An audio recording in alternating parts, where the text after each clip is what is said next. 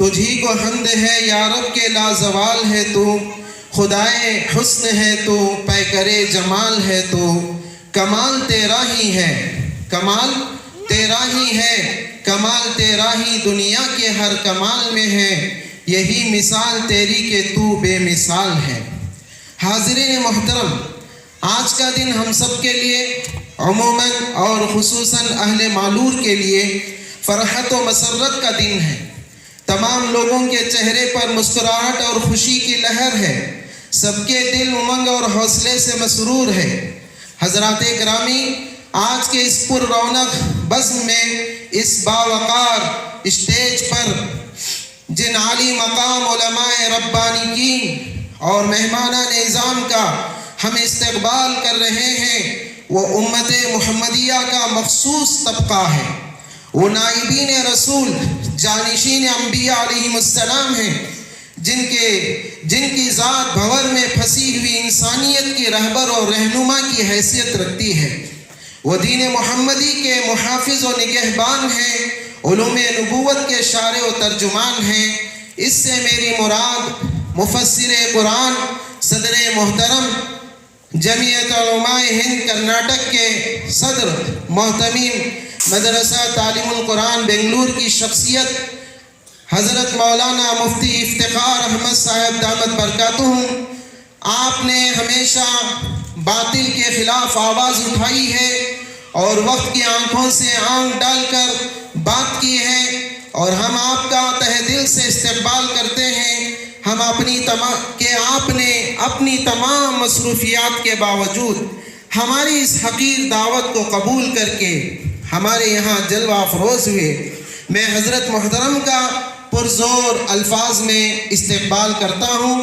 اسی طرح آپ کے رفیق محترم، ہر ہمیشہ سفر و حضر کے ساتھی، ہر محفل کے کارواں و روح رواں، حضرت الاستاذ مفتی شمس الدین صاحب قاسمی، بانی و محتمیم جامعہ محمد احمد بنگلور اور جنرل سیکریٹری جمعیت علماء کرناٹک، اور آپ کے خاص مشیر مکاتب دینیہ ہند کے مفکر حضرت مولانا مفتی عمر صاحب قاسمی دامت برکاتہم، اور دیگر دور دراز سے آئے ہوئے علماء، حفاظ، ائمہ، مؤذنین اور اس ادارے کے خیر خواہ ابناء قدیم، منتظمین مالور اور شہر اور اطراف سے آئے ہوئے تمام بھائیوں کا اور پردہ نشین خواتین کا دل کی گہرائیوں سے فرداً استقبال کرتا ہوں، اہلا و سہلا مرحبا کہتا ہوں۔ آخر میں چند اشعار کے ساتھ اپنی جگہ لینا چاہتا ہوں۔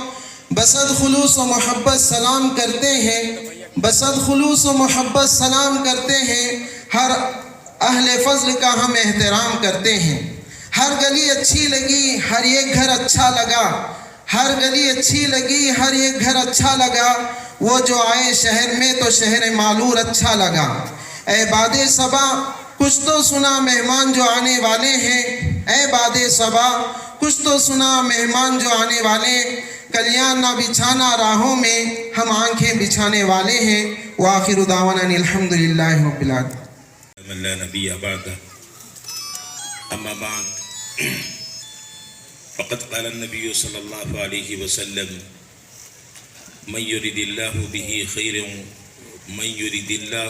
خیرا يفقهه في الدین، وقال النبی صلی اللہ علیہ وسلم خیرکم من تعلم القرآن وعلمه، وقال النبی صلی اللہ علیہ وسلم طلب العلم فریضۃ علی کل مسلم، او کما قال علیہ الصلاۃ والتسلیم۔ بزرگان محترم، سامعین اعظام، عزیز ساتھیوں، نوجوان دوستو، اسٹیج پر تشریف فرما حضرات علماء کرام، اور خاص طور سے آج کی اس مجلس کے صدر محترم حضرت مولانا مفتی افتخار احمد صاحب قاسمی دامت برکاتہم، عمت فیوزہم، صدر جمعیت علماء کرناٹک، اور رفیق محترم حضرت مولانا محمد عمر صاحب جو ناظم ہیں جمعیت علماء کے ایک اہم شعبہ تنفیذ کے۔ یہ بڑا اچھا موقع ہے اللہ رب العزت نے ہم سب کو جمع فرمایا ہے. اس اجلاس کو بامقصد بنانے کے لیے آپ حضرات نے بہت ہی محنت کی ہے. اللہ رب العزت آپ کی اس محنت کو قبول فرمائے. اس اجلاس کو، اس جلسے کو بامقصد بنائے اور ہماری اپنی زندگیوں کے بدلنے کا سبب بنائے. اس جلسے کے ذریعے سے ہماری زندگیوں میں انقلاب برپا ہو، تبدیلی آئے، ہماری نسلوں کے اندر دین کے زندہ ہونے کا ذریعہ بنائے. انسان کو اس دنیا میں آنے کے بعد جو اللہ کی بے شمار نعمتیں ہیں، ان تمام نعمتوں میں سب سے بڑی اور سب سے اہم نعمت اللہ رب العزت نے ہمیں مسلمان بنایا ہے، ایمان کی دولت سے نوازا ہے، اور اللہ رب العزت نے ہمیں دین عطا فرمایا ہے.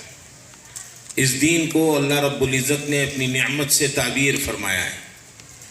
قرآن مجید میں اللہ رب العزت نے فرمایا الیوم اکملت لکم دینکم واتممت علیکم نعمتی ورضیت لکم الاسلام دینا. ایسا پاکیزہ، ایسا مکمل نظام حیات اللہ رب العزت نے ہمیں دیا ہے کہ اس کی مثال نہیں ملتی. یہ دین کامل و مکمل ہے. زندگی کے تمام شعبوں میں یہ دین ہماری رہبری رہنمائی کرتا ہے. بڑے بڑے دانشوروں اور عقل مندوں کی عقل کی جہاں انتہا ہوتی ہے، عقلیں پریشان ہو جاتی ہیں، وہاں دین اسلام ہماری رہبری کرتا ہے، سیدھا راستہ دکھاتا ہے. یہ اللہ کا بڑا کرم ہے. اس کی زندہ مثال آپ نے دیکھا ہوگا. مذہب کے نام پر لوگ کیا کیا کر رہے ہیں. ننگے ہو جانے کو مذہبی فریضہ سمجھ رہے ہیں،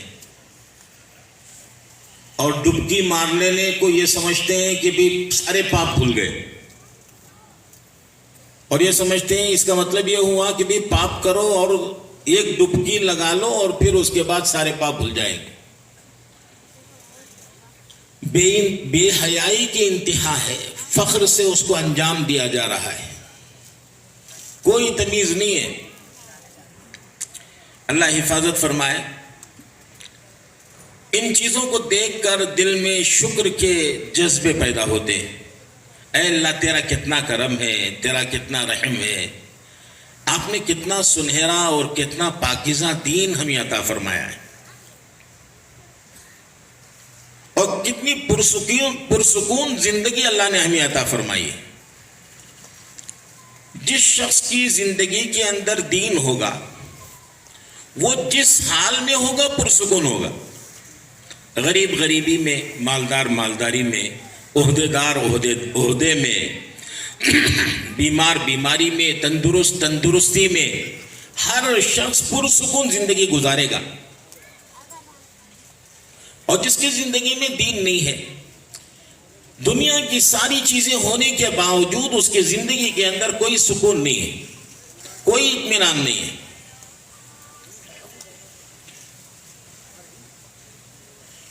یہ اللہ کا وعدہ ہے. اللہ رب العزت نے فرمایا من عمل صالحا من ذکر او انثى وهو مؤمن فلنحيينه حیاة طیبہ. اللہ فرما رہے جو بھی مرد یا عورت ایمان والے جو بھی نیک کام کریں، اللہ رب العزت فرماتے ہیں ہم اس کو پرلطف زندگی عطا کرتے ہیں.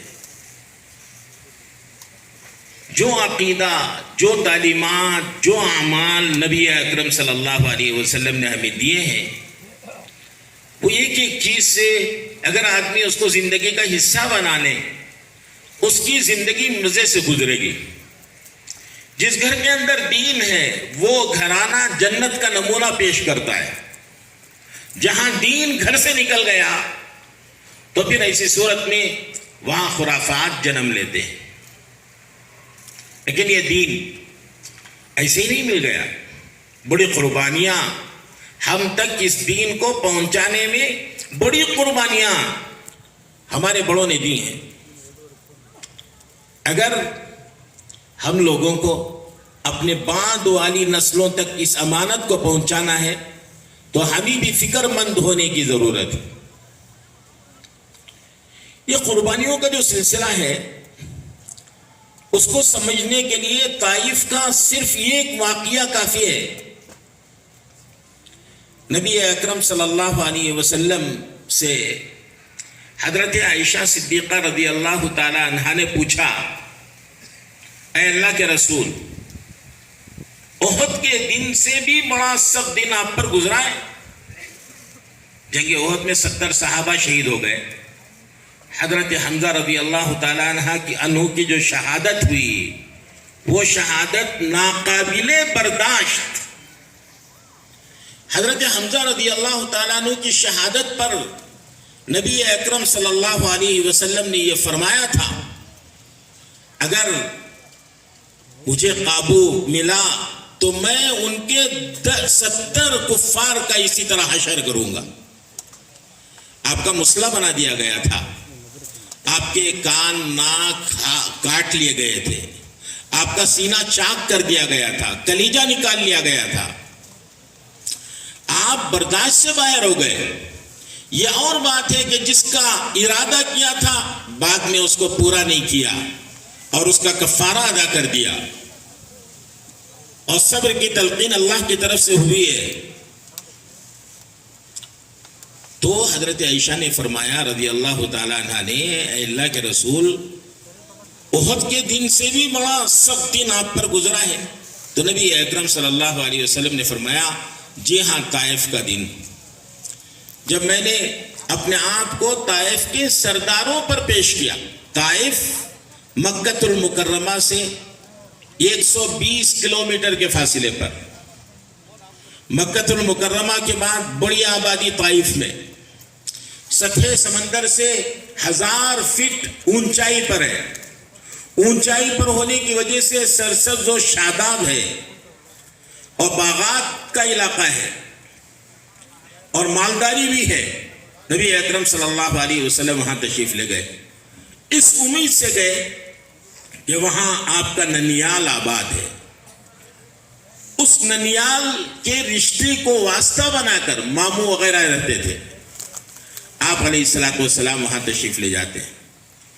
وہاں عمرو ابن عمیر ابن عوف کے 3 بیٹے، حبیب، مسعود، عبد یالیل، یہ 3 سردار تھے بنو ثقیف کے. ان کے سامنے نبی اکرم صلی اللہ علیہ وسلم نے اپنے آپ کو پیش کیا. 10 دن تک مسلسل محنت کی، اور 10 دن کی محنت پر ان 3 سرداروں نے یہ کہا کہ آپ فوراً یہاں سے نکل جائیں. ایک نے یہ کہا کہ اللہ کو تمہارے علاوہ کوئی اور نہیں ملا نبی بنانے کے لیے. دوسرے نے کہا کہ اگر تم جیسا آدمی نبی بن جائے تو یہ کعبۃ اللہ کی توہین ہے. ایک نے کہا کہ اگر آپ سچے ہیں تو آپ سے گفتگو کرنا بھی ادبی ہے، اور اگر آپ جھوٹے ہیں تو آپ سے بات کرنے کا کوئی فائدہ نہیں، میں جھوٹوں سے بات نہیں کرتا. اور پھر اس کے بعد اوباش قسم کے، آوارہ قسم کے لڑکوں کو لگا دیا. آپ پر پتھر برسائے گئے. اس قدر آپ کو لہولہان کیا گیا کہ آپ کے جوتوں کے بارے میں، نعلین کے بارے میں آتا ہے، خون سے بھر گئے. آپ کے ساتھ صرف ایک رفیق سفر پیدل سفر کر کے گئے ہیں، 120 کلومیٹر کا فاصلہ. آج ہم 1-2-4 کلومیٹر چلنے کے لیے تیار نہیں ہیں. آپ علیہ الصلوۃ والسلام نے 120 کلومیٹر کا سفر پیدل کیا ہے. زید ابن حارثہ رضی اللہ تعالی عنہ کو ساتھ میں لیا تھا. جب یہ پتھر پڑتے تو وہ ڈھال بن جاتے، ان کا سر کھل گیا تھا، وہ بھی لہولہان. جب آپ علیہ الصلوۃ والسلام زخموں کی تاب نہ لا کر بیٹھ جاتے تو پھر ان کو دونوں ہاتھ پکڑ کے کھڑا کیا جاتا اور پھر بھگایا جاتا. آخر میں روایتوں میں آتا ہے حضرت زید بن حارثہ نے اپنے کندھوں پر نبی اکرم صلی اللہ علیہ وسلم کو بٹھا لیا اور سیدھے وہاں پر گئے. اور پاس میں ایک باغ تھا عتبہ اور شیبہ کا. اگرچہ دونوں کے دونوں کافر تھے لیکن ان کے اندر وہ سختی نہیں تھی. وہاں بیٹھے، کچھ آرام کیا، اور اتنے میں وہ باغ کا جو مانی تھا، رکھوالا تھا، دیکھنے والا تھا، جس کا نام روایتوں میں آتا ہے کہ عداس نامی آدمی، وہ آپ کی خدمت میں آیا اور انگور کا گوشہ پیش کیا۔ نبی اکرم صلی اللہ علیہ وسلم نے انگور کو توڑ کر بسم اللہ الرحمن الرحیم پڑھا۔ جیسے ہی بسم اللہ الرحمن الرحیم پڑھا، اس کو بڑا تعجب ہوا وہ عداس کو کہ یہ کیا کلمہ بول رہے ہیں۔ پھر اس کے بعد جب غور سے وہ دیکھ رہا تھا، حیرت سے، تعجب سے، نبی اکرم صلی اللہ علیہ وسلم نے فوراً پوچھ لیا، بھئی تم کون ہو، تمہارا نام کیا ہو اور تم کہاں کے رہنے والے ہو؟ اس نے کہا میرا نام عداس ہے، نینوا کا رہنے والا ہوں۔ تو حضرت نبی اکرم صلی اللہ علیہ وسلم نے فرمایا وہی نینوا جہاں ہمارے دوست رہتے تھے، ہمارے بھائی صالح کی جو بستی ہے، یونس ابن متیٰ کی بستی، وہی ہے۔ تو اور تعجب میں پڑ گیا، عیسائی مذہب سے تعلق رکھتا تھا۔ اس نے کہا آپ کو کیسے پتا؟ یونس ابن متیٰ کے بارے میں آپ کو کیسے پتا؟ انہوں نے کہا وہ بھی نبی، میں بھی نبی، وہ میرے بھائی ہیں۔ تو پھر اس نے کہا کہ آپ کا نام کیا ہے؟ نبی اکرم صلی اللہ علیہ وسلم نے فرمایا میرا نام محمد ہے۔ پھر اس نے کہا کہ میں آپ ہی کے انتظار میں کئی برس سے یہاں بیٹھا ہوا ہوں، میں نے آپ کے بارے میں کتابوں میں پڑھا ہے۔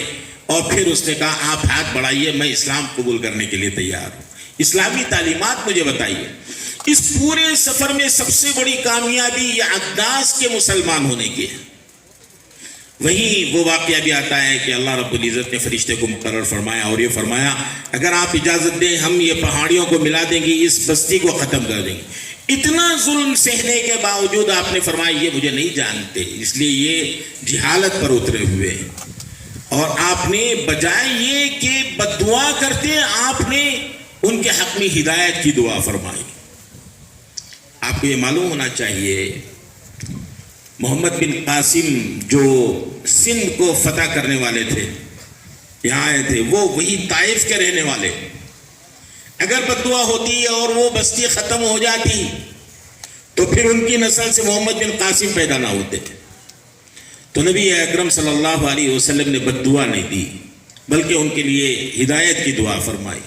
اور وہاں باغ میں بیٹھ کر جو آپ نے اللہ سے مانگا ہے وہ عجیب و غریب الفاظ، وہ نبی ہی مانگ سکتا ہے، نبی کے علاوہ کوئی اور ایسی دعا نہیں مانگ سکتا۔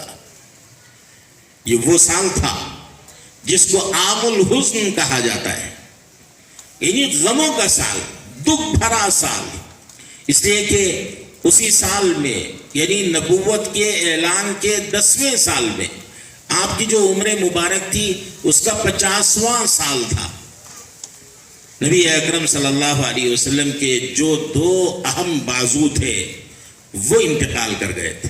ایک خواجہ ابو طالب، ان کا انتقال ہو گیا تھا۔ خواجہ ابو طالب کے انتقال سے آپ کو 2 صدمے ہوئے تھے۔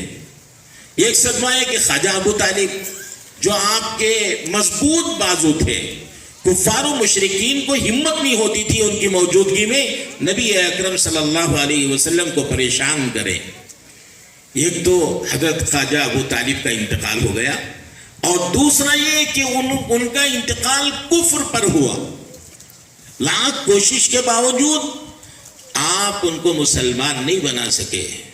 نبی اکرم صلی اللہ علیہ وسلم کو تسلی دیتے ہوئے اللہ رب العزت نے یہ آیت کریمہ نازل فرمائی، اِنَّكَ لَا تَهْدِي مَنْ أَحْبَبْتَ وَلَكِنَّ اللَّهَ يَهْدِي مَن يَشَاءُ۔ اے محمد صلی اللہ علیہ وسلم، آپ جس کو چاہیں گے ہدایت سے نہیں نوازیں گے، ہم جس کو چاہتے ہیں ہدایت سے نوازتے ہیں۔ اور پھر تسلی کے یہ کلمات، لَعَلَّكَ بَاخِعٌ نَفْسَكَ أَلَّا يَكُونُوا مُؤْمِنِينَ، کیا ایسا لگتا ہے کہ آپ اپنے آپ کو ہلاکت میں ڈال دیں گے اگر یہ مسلمان نہ ہو، ایمان والے نہ ہو؟ یہ تسلی کے کلمات نبی اکرم صلی اللہ علیہ وسلم کو سنائے گئے۔ یہ عام الحزن اس لیے بھی کہ اسی سال حضرت خدیجہ رضی اللہ تعالیٰ عنہ جب آپ باہر سے پریشان ہوتے گھر کے اندر آتے تو تسلی دینے والی حضرت خدیجہ ہوتی تھی۔ جب پہلی مرتبہ فرشتہ آیا، حضرت جبرائیل علیہ السلام تشریف لائے اور اقرأ بسم ربک الذی خلق یہ پڑھایا اور آپ گھبرائے ہوئے آئے، تسلی دینے والی حضرت خدیجہ تھی۔ یہ دونوں اہم ستون اسی سال انتقال ہوا تھا۔ اس عام الحزن کے بعد میں نبی اکرم صلی اللہ علیہ وسلم طائف کا سفر کے لیے جاتے ہیں، اس امید سے جاتے ہیں کہ یہاں تو مایوسی ہو رہی ہے، وہاں کچھ امید ہے، وہاں کے لوگ مسلمان ہو جائیں، لیکن وہاں سے بھی بڑی مایوسی ہوئی۔ اسی لیے حضرت عائشہ صدیقہ رضی اللہ تعالی عنہا سے فرمایا کہ عائشہ، احد کے دن سے بھی بڑا سخت دن طائف کا دن تھا، جہاں پر اس طرح کی تکلیف، اس طرح کی ایذا اور اس طرح مجھے پریشان کیا گیا۔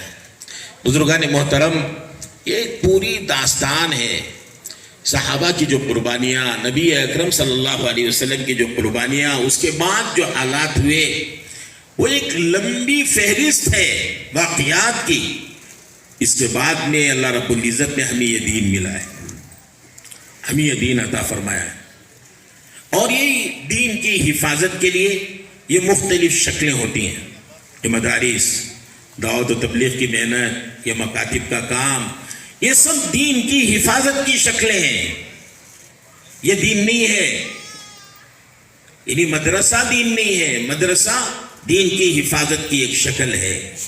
دعوت و تبلیغ کی جو محنت ہے وہ زندگی میں دین لانے کے لیے ہے۔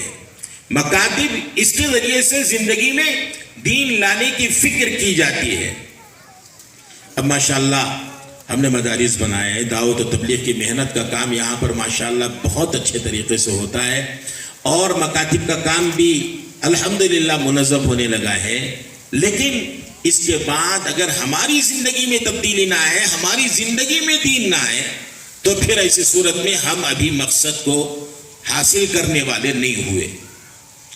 حضرت مولانا ابراہیم دیولہ دامت برکاتہم بار بار یہ فرماتے ہیں کہ بھئی ایک آدمی وضو کر لیا ہے، اور یہ وضو کرنے کا مقصد نماز پڑھنا تھا۔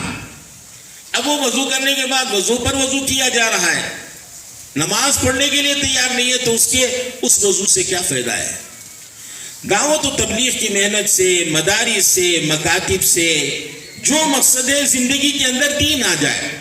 مدارس پر مدارس قائم ہو رہے ہیں، لیکن اگر اپنی زندگی میں تبدیلی نہ آئے، ہمارے اپنے معاملات درست نہ ہوں، ہمارے اپنے اخلاق درست نہ ہوں، ہمارے اپنے شادی بیاہ کے معاملات رسم و رواج سے پاک نہ ہوں، وہی خرافاتی کام میں ہم لگے ہوئے ہوں، تو پھر ایسی صورت میں ہم مقصد سے ہٹے ہوئے ہیں۔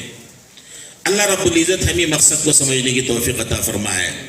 میں نے نبی اکرم صلی اللہ علیہ وسلم کی ایک حدیث پاک آپ کی خدمت میں نے عرض کیا تھا۔ اللہ رب العزت، نبی اکرم صلی اللہ علیہ وسلم نے فرمایا، مَن یرد اللہ بہ خیرا یفقہہ فی الدین، اور اللہ رب العزت جس کے ساتھ بھلائی کا ارادہ کرتے ہیں، اللہ رب العزت اس کو دین کی سمجھ عطا فرماتے ہیں، اور جس کو دین کی سمجھ آ گئی تو پھر اس کے لیے دین پر چلنا آسان ہو جاتا ہے۔ اور یہ دین کی سمجھ یہ مدارس اسلامیہ سے حاصل کی جا سکتی ہے۔ یہ بڑی خوشی کی بات ہے، مالور کے ذمہ داروں نے پہلے جامع مسجد میں مدرسے کو قائم کیا، جیسے جیسے مدرسے کی ترقی ہوئی پھر سوچا کہ بھئی مسجد کے احاطے میں یہ ناکافی ہو جائے گی، یہاں مدرسے کی ساری ضرورتوں کو پورا کرنا مشکل ہوگا، اس لیے مدرسے کی ذمہ داروں نے اس کو شہر سے باہر، اب تو یہ 20 شہر میں آ گیا، باقاعدہ ایک وسیع جگہ لے کر انہوں نے مدرسے کو منتقل کیا۔ جن لوگوں نے اس مدرسے کو قائم کیا ہے، حضرت مولانا نذیر صاحب نے بہت عمدہ بات فرمائی کہ پہلے صرف 2 علماء تھے، ایک حافظ سید عثمان صاحب رحمۃ اللہ علیہ، اللہ رب العزت ان کی قبر کو منور فرمائے، بڑے شفیق، بڑے مہربان، ہر ایک کی فکر کرنے والے، بڑوں چھوٹوں کو ساتھ لے کر چلنے والے، بڑوں کے ساتھ بڑے بنتے، بچوں کے ساتھ بچوں کی طرح ان کا رویہ ہوا کرتا تھا، اور ہمیشہ وہ دعوت و تبلیغ کی فکر میں لگے رہتے، اور مدرسے کا جو تقاضا ہوتا سب سے پہلے وہ سارے ساتھیوں کو لے کر پہنچ جاتے یا جمع ہو کر مسئلے کو حل کرنے کی کوشش کرتے۔ بڑی خوشی کی بات ہے کہ یہ صدقہ جاریہ بنا ہوا ہے، جن جن لوگوں کی کاوشوں سے، جن جن لوگوں کی محنت سے، جن جن لوگوں نے اس کے لیے زمین کو عطیہ کیا ہے، ان کے لیے صدقہ جاریہ ہے۔ اللہ رب العزت ان کی قربانیوں کو قبول فرمائے۔ آج یہ مدرسہ پروان چڑھنے لگا، صرف 2 تھے، حافظ سید عثمان صاحب، مولانا نذیر صاحب، لیکن اللہ کا کرم ہے آج اتنے سارے علماء ہو گئے کہ یہاں کی جو دینی ضرورت ہے یہ علماء اس کو پورا کر رہے ہیں. بڑی بات ہے. اسی لیے کہا جاتا ہے جہاں ایک مدرسہ قائم ہو گیا, جس علاقے میں ایک مدرسہ قائم ہو گیا, تو اس مدرسے کے ذریعے اللہ رب العزت یہاں اساتذہ کرام کی محنتوں کو بھی قبول فرمائے جو یکسوئی کے ساتھ خدمت میں لگے ہوئے ہیں. بڑی خوشی کی بات ہے جو سابق مدرسین تھے یہاں پڑھاتے تھے, آج بھی ان کو اس مدرسے سے ایک گہرا تعلق اور وہ اس سے اپنی وابستگی برابر رکھے ہوئے. ہمارے ساتھ ہمارے دوست حضرت مولانا وزیر صاحب رشادی دامت برکاتہ بھی تشریف لائے. وہ بھی کسی زمانے میں یہاں پڑھا چکے ہیں. جیسے ہی ان کو یہاں کی دعوت ملی تو فوراً چلے آئے. مولانا فیاض صاحب یہاں پڑھا چکے ہیں, جن کی نعت سے, جن کے حمد سے ہم محظوظ ہو رہے تھے. اللہ رب العزت یہ تعلق ہمیشہ ہمارا باقی رکھے اور علماء کرام کا اور ذمہ داروں کا, مدارس کے ذمہ داروں کا تعلق ہونا چاہیے. ایسا آپس میں ربط ہوگا تو انشاءاللہ ادارے کی ترقی ہوگی. ہمارے جو آج کے حفاظ ہیں وہ ہے کہ آج کی ہماری اس مجلس کے دلہا ہیں. میں ان کی خدمت میں 2-4 باتیں عرض کرنا چاہوں گا. آپ نے بڑی محنت کے ساتھ قرآن مجید کو اپنے سینے میں محفوظ کیا ہے اور یہ اتنی بڑی دولت ہے بھئی ہمارے حفاظ. آپ ہی سے ذرا بیٹھ جاؤ, بھی تھوڑی دیر بیٹھ جاؤ. تو یہ ہمارے جو حفاظ کرام ہیں یہ معمولی بات نہیں ہے. حفظ قرآن پاک کو اپنے سینے میں محفوظ کر لینا یہ اتنا آسان نہیں ہے. یہ تو صرف قرآن پاک کا معجزہ ہے جو اللہ رب العزت نے نبی اکرم صلی اللہ علیہ وسلم کو عطا فرمایا. روایتوں میں, کتابوں میں لکھا ہے کہ یہ زندہ معجزہ ہے. قرآن پاک زندہ معجزہ ہے. اس لیے کہ جتنے معجزات انبیاء علیہ السلام کو عطا کیے گئے, حضرت صالح علیہ السلام کو اونٹنی عطا کی گئی کہ پہاڑ سے وہ نکلی اور پھر اس نے بچہ دیا اور وہ کئی دنوں تک رہی, پھر وہ ختم ہو گئی, وہ جو معجزہ تھا. حضرت موسیٰ علیہ السلام کو عصا کا معجزہ دیا گیا, وہ بھی ختم ہو گیا. حضرت موسیٰ علیہ السلام کے ساتھ ختم ہو گیا. لیکن اللہ کے رسول صلی اللہ علیہ وسلم کو کم و بیش 3000 معجزات عطا فرمائے. ان میں سب سے بڑا معجزہ قرآن پاک کا عطا فرمایا. اللہ رب العزت نے یہ وعدہ کر رکھا ہے اِنَّا نَحْنُ نَزَّلْنَا الذِّكْرَ وَإِنَّا لَهُ لَحَافِظُونَ کہ بھئی ہم نے ہی اس دین کو, اس قرآن پاک کو ہم نے اتارا ہے, ہم ہی اس کی حفاظت کریں گے. لیکن اللہ رب العزت جو حفاظت فرمائیں گے بندوں کے ذریعے سے. اب یہی وہ خوش نصیب بندے ہیں جنہوں نے بڑی ہی محنت کر کے قرآن پاک کو اپنے سینوں میں محفوظ کیا ہے. میں ان حفاظ کرام سے درخواست کروں گا 3 سال کی, 4 سال, 5 سال, 6 سال کی محنت کر کے آپ نے جس نعمت کو حاصل کیا ہے اس کی حفاظت کے لیے ضروری ہے کہ روزانہ کم از کم 3 پارے تلاوت کریں. اگر آپ روزانہ 3 پارے تلاوت کرنے کا اہتمام کرتے ہیں تو پھر ایسی صورت میں قرآن پاک محفوظ رہے گا. ورنہ قرآن پاک جیسا کہ روایتوں میں آتا ہے اونٹ کی مثال دی گئی. اگر اونٹ کا مالک ذرا بھی غافل ہوتا ہے, اونٹ بہت جلد تیزی سے اس کے قابو سے نکل جاتا ہے. اس سے بھی کہیں زیادہ اگر حافظ قرآن اپنے قرآن کی حفاظت کرنے کا اہتمام نہ کرے تو اس کے سینے سے قرآن پاک نکل جائے گا. اور پھر ایک نعمت اللہ کی ملی, اس کی ناقدری پر وہ نعمت چھین لی جائے تو یہ بہت ہی بڑی محرومی کی بات ہے. اس لیے میں آپ سے یہ درخواست کروں گا آپ رمضان المبارک کے حافظ نہ بنے بلکہ زندگی بھر آپ کا تعلق قرآن پاک سے ہونا چاہیے. اور قرآن رمضان المبارک میں تراویح کے لیے جگہ ملے نہ ملے لیکن آپ کو قرآن پاک ایسے یاد ہونا چاہیے جیسے آپ کے اساتذہ کرام نے آپ پر محنت کی اور جس دن آپ کی فراغت ہوئی اساتذہ کرام نے اطمینان کا اظہار کیا, آپ پکے حافظ ہو گئے. جیسے اس وقت قرآن پاک آپ کے سینے میں محفوظ تھا اس سے بہتر ہی ہونا چاہیے, اس سے کمزور نہیں ہونا چاہیے. اگر یہ بات ہو جائے گی تو پھر آپ کو یہ غم نہیں ہوگا کہ مجھے تراویح کے لیے جگہ نہیں ملی اور میں خالی رہ گیا, آپ کو فکر نہیں ہوگا. یہاں ہمارے حافظ سید عثمان صاحب کی مثال زندہ مثال ہے.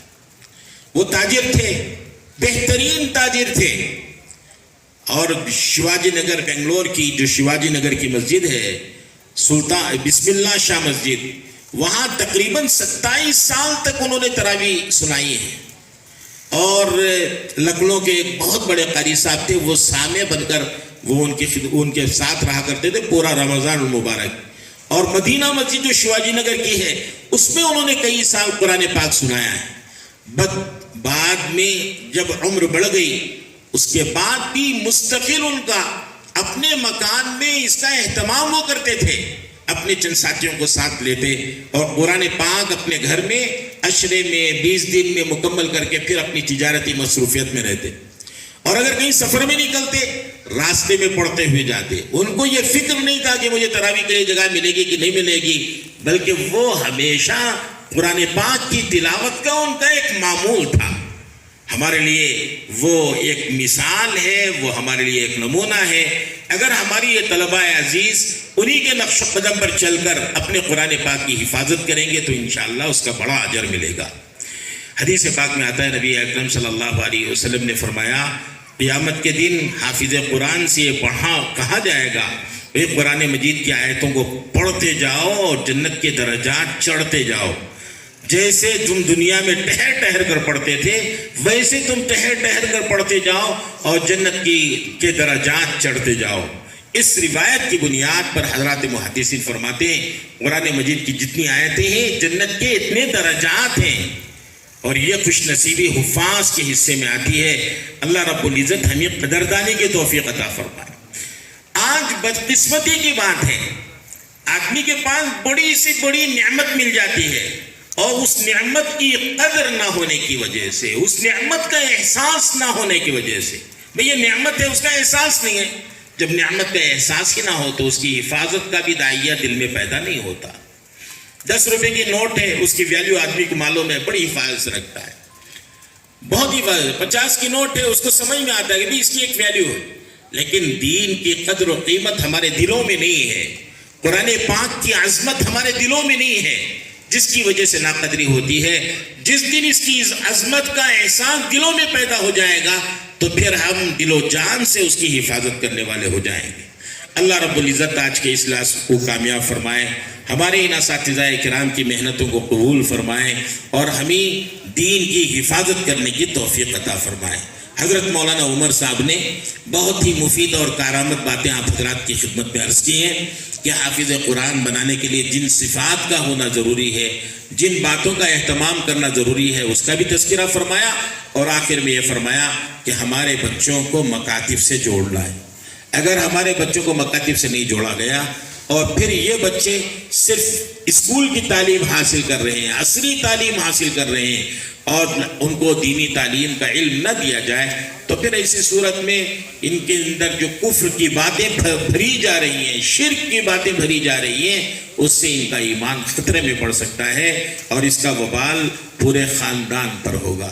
اللہ رب العزت حفاظت فرمائے اور جو باتیں اب تک ہمارے سامنے آئی ہیں اس پر عمل کرنے کی توفیق عطا فرمائے. میں انہی باتوں کے ساتھ اپنی بات کو ختم کرتا ہوں اور میں ذمہ داروں کا اور خاص طور سے حضرت مولانا نذیر صاحب، مفتی عبداللہ صاحب کا مشکور ہوں کہ انہوں نے آج کے اس اجلاس میں مجھے مدعو کیا. اللہ رب العزت آپ کو جزائے خیر عطا فرمائے.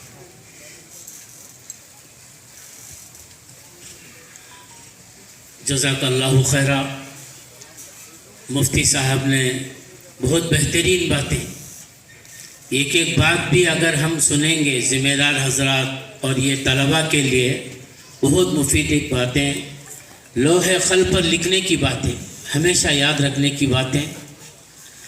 مفتی صاحب نے ہمارے حافظ صاحب کی مثال دی.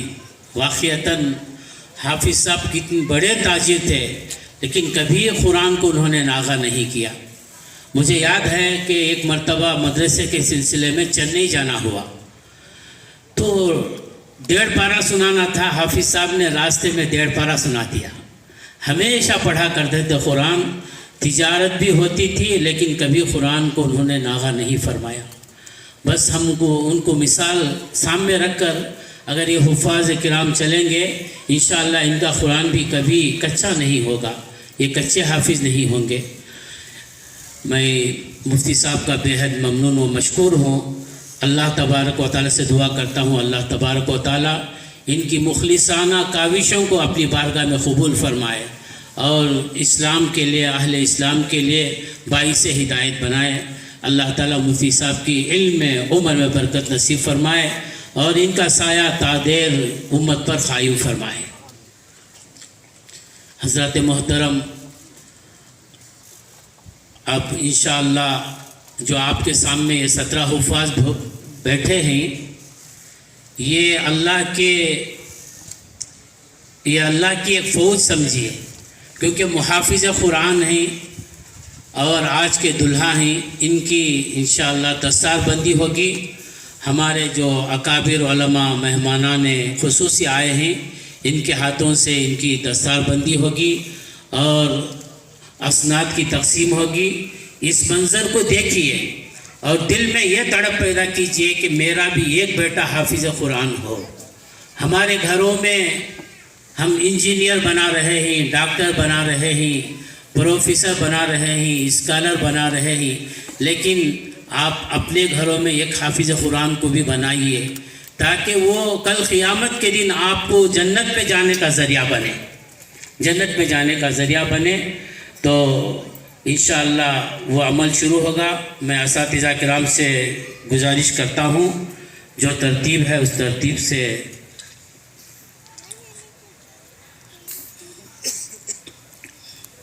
ہو جاتے ہیں۔ حافظ محمد صدیق بن نیاز احمد، مالور، کرناٹک۔ میں گزارش کرتا ہوں کہ ان کے والد بھی ان کے ساتھ آئے، ان کے والد اپنے بچے کو ساتھ لے کر آئے۔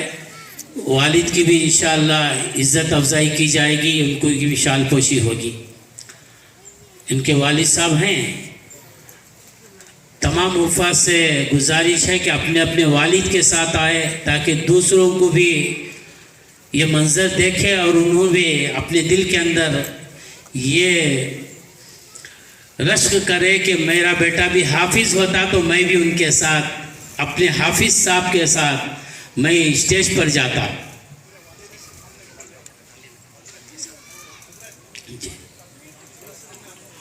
نہیں، ایک ایک کو کر لیں گے پورے۔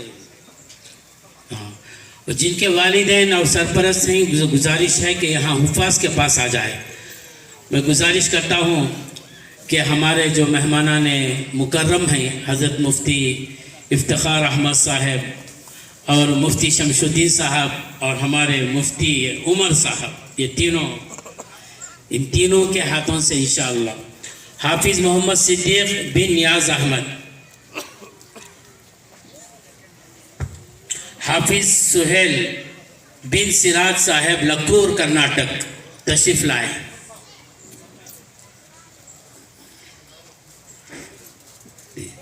حافظ محمد دلبر بن اطہر پرویز، کشن گنج، بہار، تشریف لائے۔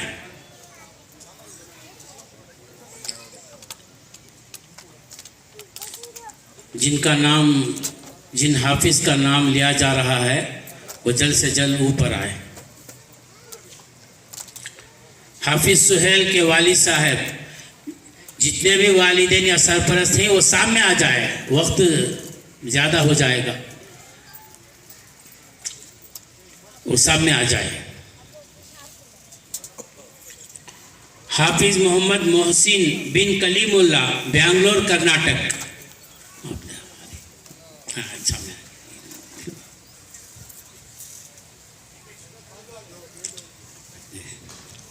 حافظ محمد محسن بن کلیم اللہ صاحب، بنگلور، کرناٹک، والد صاحب کے ساتھ آئے۔ حافظ امانت اللہ بن عابد حسین، کشن گنج، بہار، تشریف لائے۔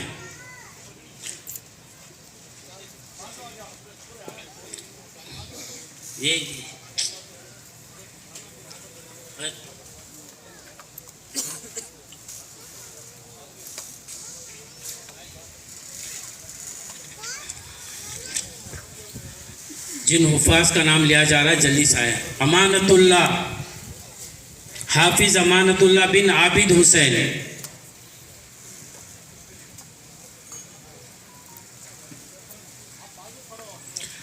حفاظ کرام اپنی ٹوپی اتار لے، ان مبارک ہاتھوں سے دستار کو اپنے سر پر رکھیں۔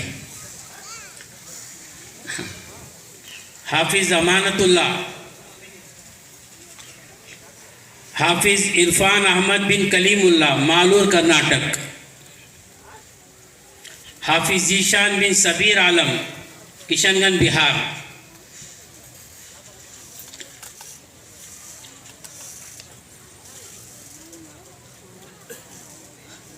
حافظ ذیشان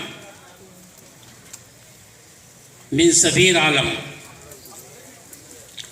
حافظ عبد الرحمن عادل بن ذاکر حسین، یشن پور مالور۔ تشریف لائے امیر صاحب۔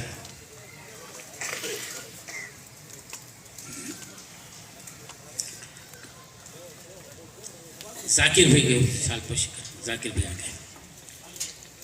حافظ محمد نعمان بن محمد مجاہد صاحب، ویسٹ بنگال، تشریف لائے، والد صاحب کے ساتھ تشریف لائے۔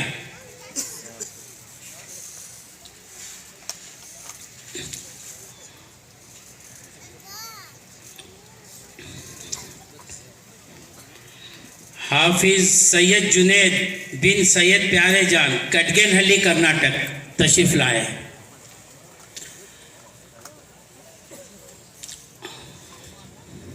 حافظ محمد نعمان، حافظ سید جنید، والد صاحب کی چھت نہیں، وہ آخر میں ترتیب ہے، وہ جو جن کا نام بلا رہا ہوں وہ مفتی صاحب کے ہاتھ ہے۔ حافظ سید جنید، جن کا نام ہے وہی دو بھی، سب نہیں دینا۔ حافظ سید جنید، کیا گڑبڑ کریں گے اساتذہ کا ہی نیچے کھڑو گے، اساتذہ اٹھا کو دیو، کس کا نام ہے وہ؟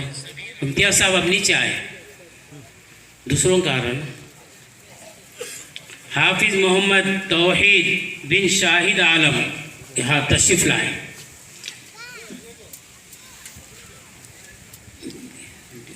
آپ دیجئے بھائی، گڑبڑ ہو رہا وہ ان کے ہاتھ دیو، پگڑی سب کے ساتھ دیو۔ حافظ محمد سرفراز بن سید مدنی، مالور کرناٹک، اپنے حافظ صاحب کو لے کر آئے اوپر۔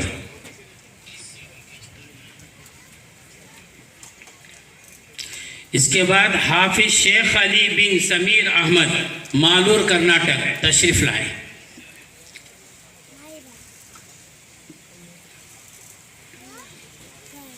شیخ علی بن سمیر، مالور کرناٹک۔ حافظ رضا الحق بن فیاض عالم، ویسٹ بنگال، تشریف لائے۔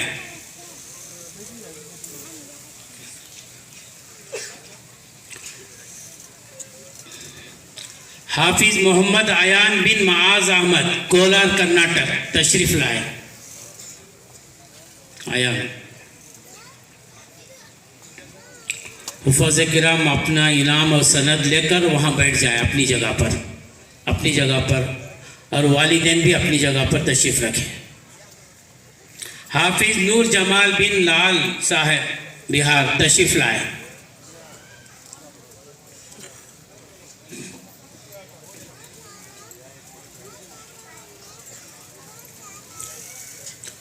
حافظ محمد زید بن محمد نواز، مالور، کرناٹک، تشریف لائے۔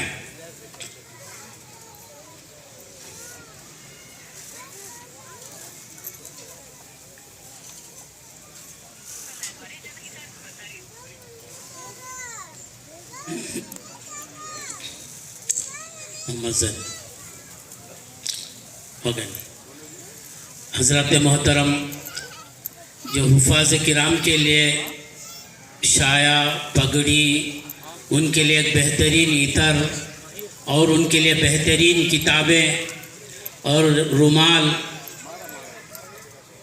و دیگر جو انعامات ہیں، وہ ہمارے مدرسے کے صدر الحاج سید عبد المالک صاحب نے حفاظ کرام کے لیے عطا فرمائے ہیں۔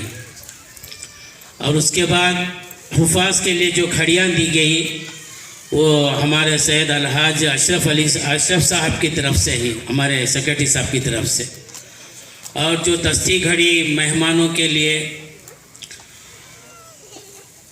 اور ہمارے جو سابق اساتذہ ہیں ان کی شال پوشی کی جا رہی ہے۔ وزیر صاحب، ریاض صاحب، فیاض صاحب تشریف لائے۔ ہاں مہمان خصوصی کا ہمارے جو بزرگ ہستی ہیں، میں دابھی سے گزارش کرتا ہوں کیونکہ اس وقت ہمارے ٹرسٹیوں میں سب سے زیادہ بزرگ ہستی ہیں، معمر ہستی ہیں، گزارش کرتا ہوں اوپر تشریف لائے، اپنے ہاتھوں سے ہمارے مہمانان خصوصی کی شال پوشی فرمائے۔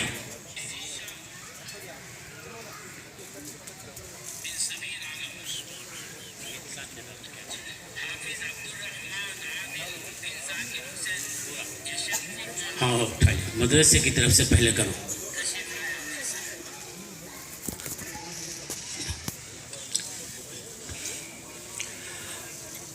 حضرت مولانا مفتی افتخار احمد صاحب دامت برکاتہم کی شال پوشی ہمارے سامنے چلے دابھی کے ہاتھوں سے کی جائے گی۔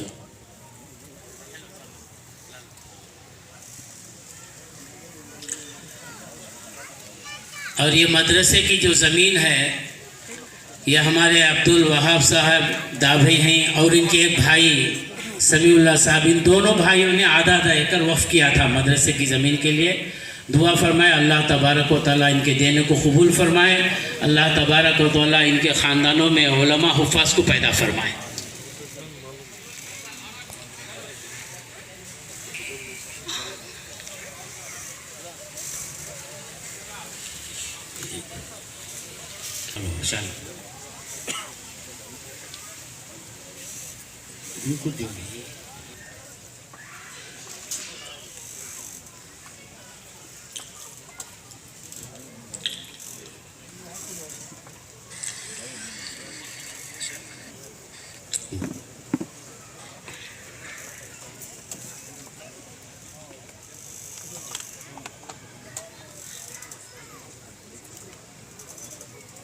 اور کوئی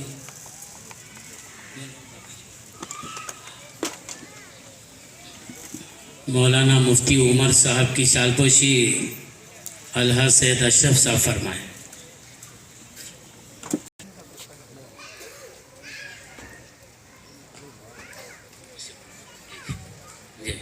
اساتذہ کرام جو ہمارے سابق اساتذہ کرام ہیں وہ بھی اوپر تشریف لائے۔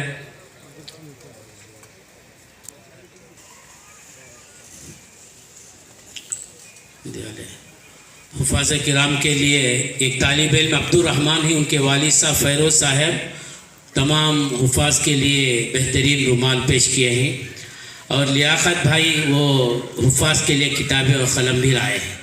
اللہ تعالیٰ ان تمام اللہ تعالیٰ ان تمام کے دینے کو قبول فرمائے۔ یہ تمام حفاظ کرام کی عظمت اور عزت ہمارے شہر کے مفتی عبداللہ صاحب سے گزارش کرتا ہوں تشریف لائیں۔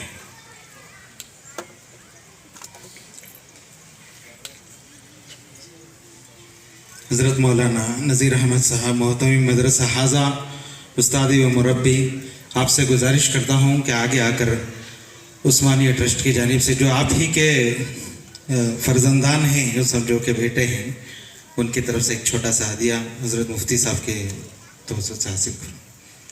ان کے بعد میں حضرت مولانا امتیاز صاحب قاسمی، ان سے گزارش کرتا ہوں کہ اوپر آ کر جو عثمانیہ کی طرف سے عزت افزائی ہو رہی ہے اس کو بشرف نگاہ قبول فرمائیں۔ اسی طرح حضرت مولانا مفتی جواد صاحب دامت برکاتہم، ان سے بھی گزارش ہے کہ آگے آ کر جو عزت افزائی عثمانیہ کی طرف سے ابنائے قدیم کی طرف سے ہو رہی ہے حاصل فرمائیں۔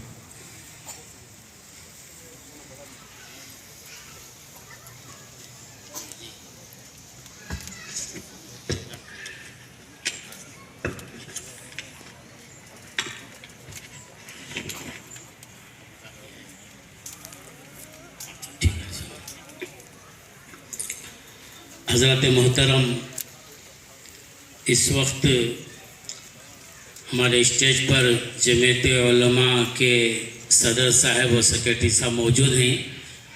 इत्तलान एक बात अर्ज़ कर देना चाहता हूँ कि मालूर के अंदर उस्मानिया ट्रस्ट हो या अमन ट्रस्ट हो या DSF हो, जो भी काम होता है हम जमीयत के प्लेटफार्म से करते हैं।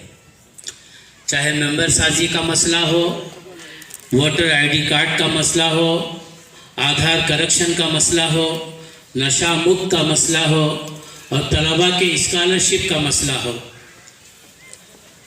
और इसी तरह NIOS जो जमीयत की ओपनिंग स्कूल है, अल्हम्दुलिल्लाह उसमें अब तक मालूर के उलमा हुफ़ाज़ 35 उलमा हुफ़ाज़ ने SSL का एग्ज़ाम दिया है, SLC का।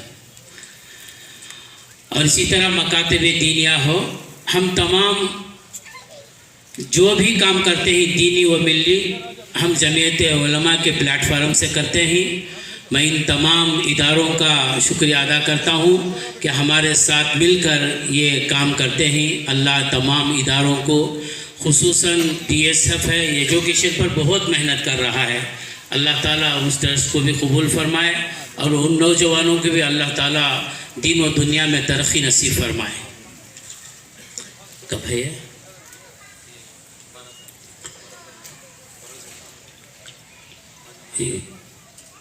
जी मासी के अंदर एक प्रोग्राम है 12 फरवरी बरोज़ बुध सालाना प्रोग्राम है, तो तमाम हजरात से गुजारिश है कि उसके अंदर तशरीफ़ लाए। उसमें अकाबिरीन उलमा अतीक़ुर रहमान साहब रशादी, अब्दुल्ला साहब क़ासिमी, कफ़ीलुर रहमान साहब, ये तमाम उलमाए किराम वहाँ पर सालाना जलसे में इनके खिताबात होंगे। इसे गुजारिश है कि तमाम हाज़रीन वहाँ पहुँचने की कोशिश करें। बस ये लानत नहीं होता क्या है। और हमारे पूरे मालूर शहर का जो मकातिब हैं, माहाना उनका जोड़ होता है। तो कल बरोज़ इतवार 9 तारीख़ को सुबह 7 बजे से 10 बजे तक तमाम हमारे मालूर शहर मालूर ताल्लुक़ के मकातिब का जोड़ है। तमाम हज़रात से गुजारिश है कि उन तमाम मस्जिद नूर में तशरीफ़ लाएँ। ठीक है।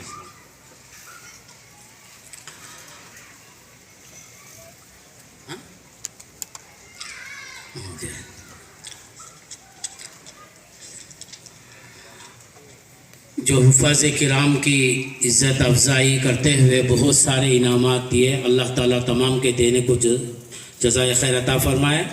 उसमें हुफ़ाज़ के लिए आज जो दस्तारबंदी का मौका है, एक शील्ड पेश की गई, वो हमारे तनवीर इमाम साहब जो यूथ के सदर हैं उनकी तरफ से पेश किया गया है। अल्लाह ताला इनके देने को कबूल फ़रमाए और जिन हज़रात ने भी हुफ़ाज़ किराम के एजाज़ में जो कुछ दिया है अल्लाह बेहतर जानता है, अल्लाह उनके देने को कबूल फ़रमाए। और एक ऐलान ये है कि हमारे जो मदरसे के सदर हैं अलहाज सैयद अब्दुल मालिक साहब, आज के इस इजलास में 17 हुफ़ाज़ जो बने हैं उसकी खुशी में 17 हुफ़ाज़ जो बने हैं उनकी खुशी में 5 अफराद को उम्रे के लिए भेज रहे हैं, उम्रे के मुबारक सफ़र पर। और उन्होंने कहा कि मौलाना फ़याज़ साहब ने जो नात पढ़ी, दिल से पढ़ी, बहुत अच्छी लगी, तो उनका एक नाम है। और इसी तरह हमारे मौलाना शाहिद साहब है, उनका भी एक है। और इसी तरह मौलाना अब्दुल करीम साहब को आवाज़ देता हूँ कि वह आए। इन हुफ़ाज़ किराम के ताल्लुक़ से उन्होंने एक नेज़म पेश करना है, वो पेश करें, उसके बाद इंशाअल्लाह कलीदी खिताब होगा। आज मोहतरम और नौजवानों की भी यहाँ पर पर्चे आई हैं कि दोबारा मौलाना फ़याज़ साहब से सुना जाए, लेकिन वक्त की क़िल्लत है, हमें नमाज भी पढ़ना है और खाने से भी फ़ारिग़ होना है। और हाज़रीन को एक बात बता दूं, जितने हाज़रीन आए हैं तमाम के लिए खाने का नज़म है, इसलिए इत्मीनान रखिए। कलीदी ख़िताब होने जा रहा है। मैं गुजारिश करता हूँ कि जो बाहर खड़े हुए अफराद हैं वो भी अपने आप को मोहताज समझे सुनने का, क्योंकि इन उलमाए किराम मेहमान किराम के बातों को नहीं सुनेंगे تو آپ کے اس اجلاس میں آنے کا کوئی فائدہ نہیں ہے. اس لیے جو افراد پیچھے کھڑے ہیں اسے گزارش ہے کہ یہاں تشریف لائیں. کرسیاں خالی ہیں، اپنے چیئروں پہ آ جائیں. پیچھے جو اتنے حضرات کھڑے ہیں اسے گزارش ہے کہ جو کھڑے ہوئے افراد ہیں ان کو بھی سامنے کرسیوں پر بھیج دیں. حاضرین محترم، ہمارے آج کے اس اجلاس کی روح رواں شخصیت، حامی قرآن و سنت، صاحب علم و عمل، علم و فن، فخر جنوب، مفسر قرآن حضرت مولانا مفتی افتخار احمد صاحب قاسمی احمد فیضهم، محتمیم مدرسہ عربیہ تعلیم القرآن بنگلور و صدر جمعیت علماء ہند کرناٹک، ان سے التماس کرتا ہوں کہ اپنے خطاب خاص سے ہم تمام کے قلوب کو منور فرمائیں.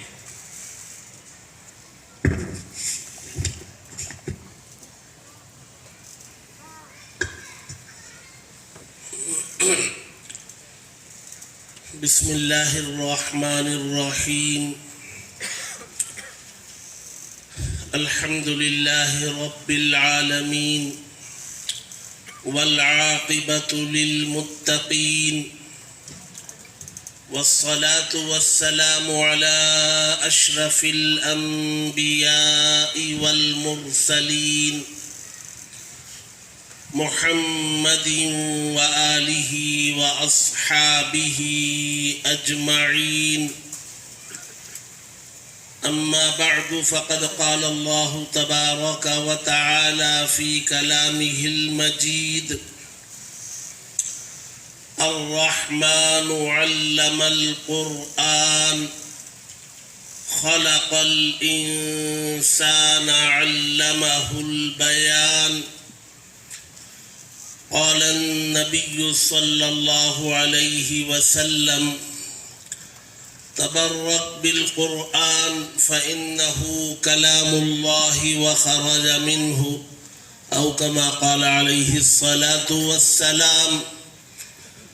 صدق الله العلي العظيم وصدق رسوله النبي الكريم، ونحن على ذلك من الشاهدين والشاكرين، والحمد للہ رب العالمین.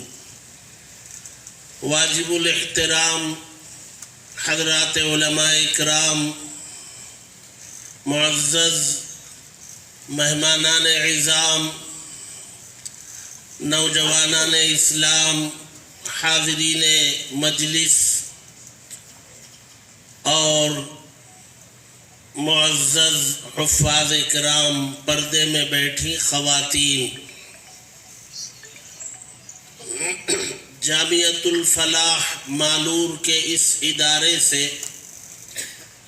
17 خوش نصیب طلباء نے اپنے سینوں میں اللہ کے اس کلام کو جس کو اٹھانے سے آسمان و زمین نے انکار کر دیا،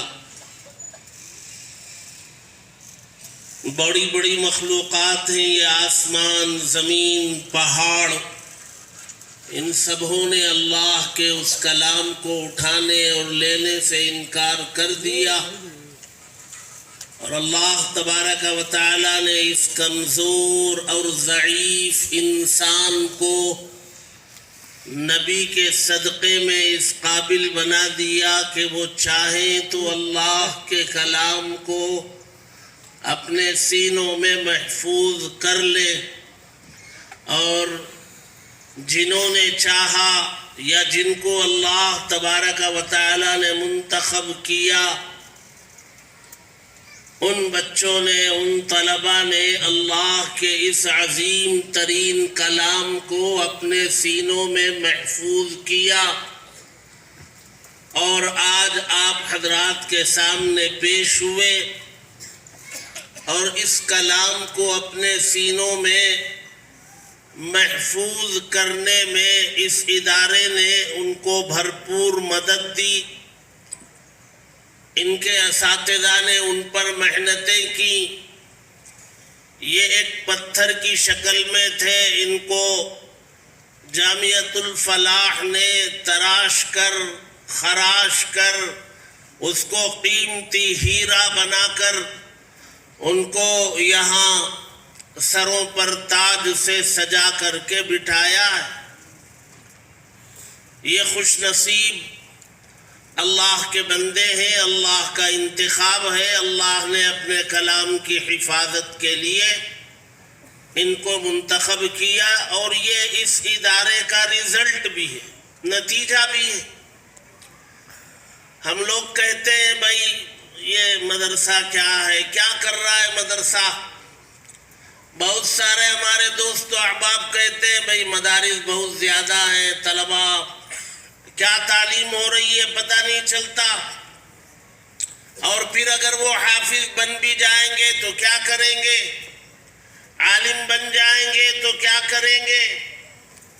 اور ملک کے اندر قومی دھارے سے جڑنے والے علوم و فنون سے یہ خالی ہیں، عاری ہیں.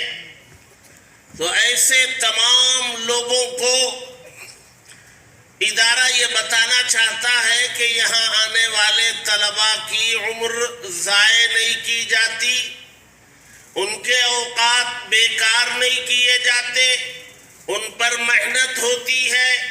وہ آتے تو ہیں ایک کندے ناتراش ایسے پتھر کی شکل میں جو راستوں میں پڑا رہتا ہے اور کبھی پیروں میں آ جاتا ہے، ٹھوکروں میں آتا ہے. ایسے پتھر کو اداروں میں لا کر کے دیا جاتا ہے، اور یہ ادارے اس کو تراش خراش کر اس پر محنت کر کے اس کو ایک قیمتی ہیرا بنا کر قوم کو واپس کرتے ہیں، اور قوم کو بتانے کے لیے کہ دیکھو وہ جو کبھی پتھر کی شکل میں تھا، آؤ آج جلسے دستار بندی میں دیکھو وہ کتنا قیمتی ہیرا بنا ہے. اور آؤ آج ہمیں تمہیں بتاتے ہیں کہ ان کے سروں پہ یہ قیمتی ہیرا تاج کی شکل میں سجایا جائے گا، اور کل کو یہ جا کر ہماری مسجدیں، ہمارے مدرسے، ہمارے منبر، ہمارے محراب اور ہماری آنے والی نسلوں کے ایمان کی حفاظت کا فریضہ انجام دیں گے. یہ قوم کی رہبری کے لیے، رہنمائی کے لیے، پیشوائی کے لیے، اور 96% مسلمانوں کے ایمان کی حفاظت کے لیے ایک مذہبی پیشوا تیار کر کے یہ ادارے فراہم کرتے ہیں. اور جامعۃ الفلاح نے 17 حفاظ کو آپ کے سامنے پیش کیا ہے، بٹھایا ہے. تو ان لوگوں کو یہ سمجھنا چاہیے کہ دنیا میں جتنے ادارے ہیں وہ سب کام کر رہے ہیں، اور جامعۃ الفلاح نے بھی کام کیا ہے اور اپنا نتیجہ پیش کیا. مجھ سے پہلے میں اس پر جامعۃ الفلاح کو، اس کے ذمہ داران کو، اساتذہ کو، محتمم صاحب کو مبارکباد پیش کرتا ہوں. میں نے ایک بزرگ سے ایک تقریر میں سنا، وہ جلسہ دستار بندی ہی کا موقع تھا، اور ایک اللہ والے نے تقریر کی، اور ان کی تقریر میں انہوں نے کہا کہ حفاظ کی ایک بڑی تعداد کو یہاں ادارے نے پیش کیا ہے. یہ ادارہ اپنے قیام سے لے کر، انہوں نے کہا تھا ایک ادارے میں، یہ ادارہ اپنے قیام سے لے کر کے آج تک صرف ایک ہی حافظ کو پیش کرتا اپنی محنتوں کے نتیجے میں. تو ادارے کی کامیاب ہونے کی دلیل ہے چھ جائے کہ اس نے بہت سارے حفاظ کو پیش کیا. تو مبارکباد کے مستحق ہیں ادارے کے ذمہ داران بھی، اراکین بھی، اساتذہ بھی، محتمم صاحب بھی، یہ بچے بھی، ان کے والدین بھی. ان کے والد کا بھی اعزاز ہوا، ہو سکتا ہے مائیں آئی ہوں، بیٹھی ہوں وہاں، وہ بھی مبارکباد کے مستحق. مجھ سے پہلے ہمارے دو فاضل उलमा ने खिताब पेश किया है और कीमती बातों को हमारे सामने रखा है। हज़रत मौलाना मोहम्मद उमर साहब ने भी, हज़रत मौलाना मुफ्ती शमसुद्दीन साहब ने भी बड़ी कीमती बातें हमारे सामने जिक्र की। मुझे कोई बहुत लंबी चौड़ी बात नहीं करनी है, जितनी बात ज़रूरी थी वो आ चुकी है। दो एक बातों को मैं जिक्र करके अपनी बात ख़त्म करता हूँ। पहली बात ये है, अल्लाह तबारक व तआला जो है वो सबसे बड़े, बहुत बड़े, वो कितने बड़े हैं, उनकी बड़ाई हमारे पास जो अकल है ना वो बहुत छोटी है। इस छोटी अकल में अल्लाह की बड़ाई कैसे आ सकती है? नहीं आ सकती। ये ऐसे ही है जैसे समंदर के सामने खड़ा करके एक गिलास दे दिया जाए और कहा जाए कि पूरे समंदर के पानी को गिलास में भरो। नामुमकिन है। हमारे पास गिलास जैसी अकल है और अल्लाह तबारक व तआला की ज़ात हजारों करोड़ों समंदरों से भी बड़ी।